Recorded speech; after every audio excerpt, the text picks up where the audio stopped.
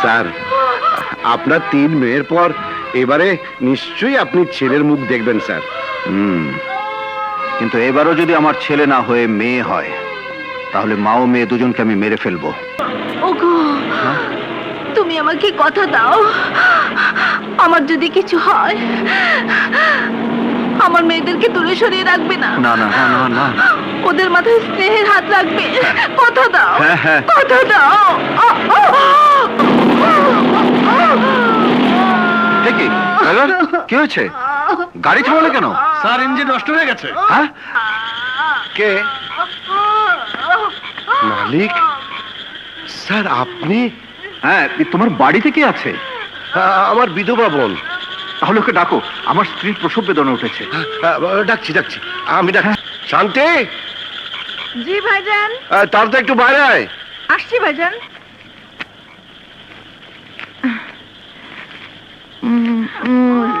দেখো দেখো, তাড়াতাড়ি আয়। কে ভাইজান? দেখ, আরে আমাদের স্টেটের মালিক বাঘা প্রতাপ শাহ, ওনার স্ত্রী, ওর প্রসব বেদনা উঠেছে, তুই নিয়ে যা। যাও যাও। আসুন বেগম সাহেবা, আসুন, কোনো ভয় নেই।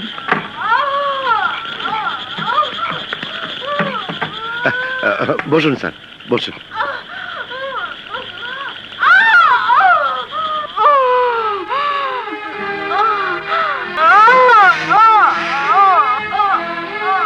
স্যার, আপনার 3 মেয়ের পর এবারে নিশ্চয়ই আপনি ছেলের মুখ দেখবেন স্যার।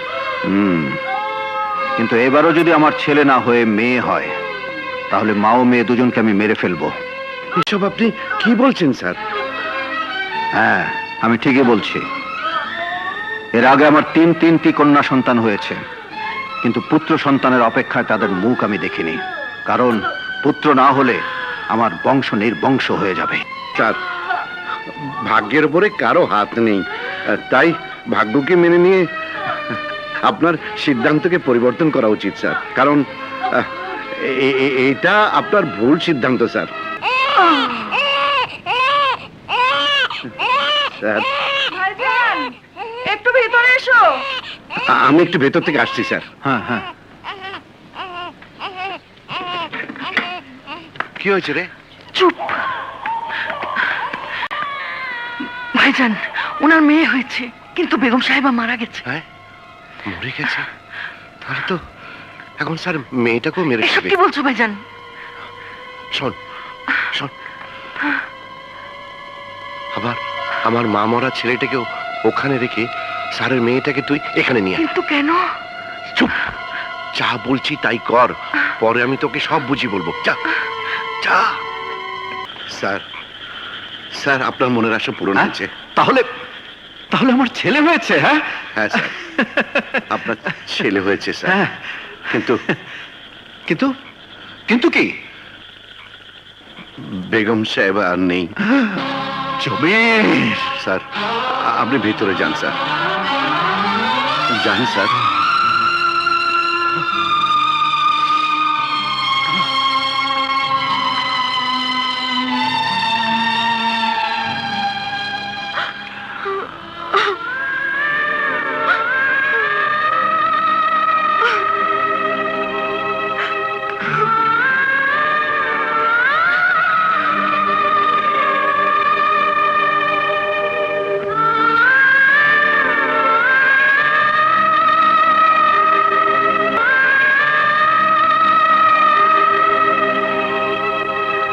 স্বপ্না, শেষ পর্যন্ত বাঘা প্রতাপ শাহের বংশের প্রদীপ জ্বালিয়ে তুমি নিজের জীবন প্রদীপ নিভিয়ে চলে গেলে। এই কষ্ট সইতে আমার কষ্ট হবে, তাই আজ তোমার লাশ ছুঁয়ে আমি কসম খাচ্ছি,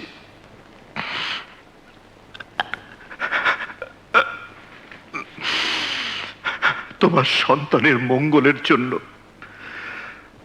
আমি আর কোনোদিন দ্বিতীয় বিয়ে করব না, কোনোদিন না।